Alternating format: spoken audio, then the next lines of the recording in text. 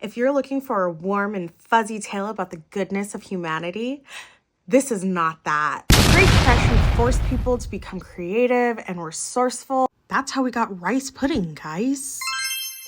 As a means of survival. People had to do things like dance marathons to compete for prize money just to be able to feed themselves. Dude, people were using cardboard boxes for the soles of their shoes. It was not the vibes. But what made some formidable made the darkness in others flourish. In 1933, 5 men decided to take out a $3,500 insurance policy on a man named Michael Malloy, a homeless alcoholic. By the way, this is back in the olden times, so $3,500 back then would be about $84,000 now. See, one of these men, Tony Marino, well, he owned a speakeasy. So he just gave Michael Malloy an unlimited bar tab, hoping the man would just, drink himself out of the picture. The problem with this was that Michael Malloy could drink like one of the characters on It's Always Sunny in Philadelphia.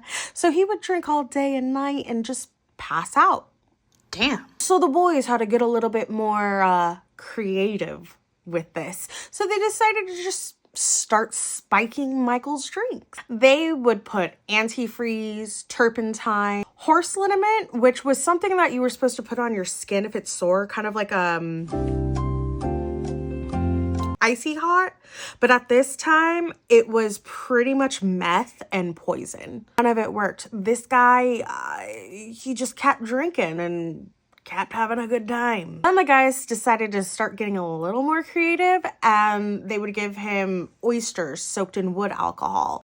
Seriously, what the fuck was the Great Depression, dude?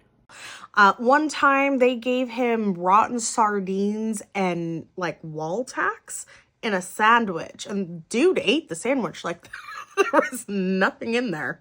Yum. One night after Malloy passed out after, drinking all day, they stripped his body naked, dragged him out into the snow, and then poured 5 gallons of water on him.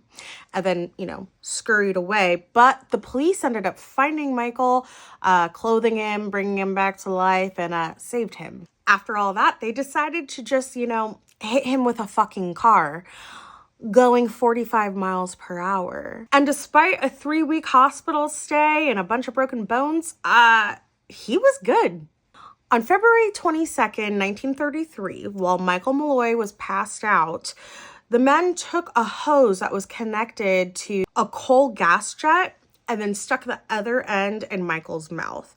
And this, unfortunately, did the deed and they unalived him. Yeah, so by this time, everybody knew these guys were trying to take Michael out.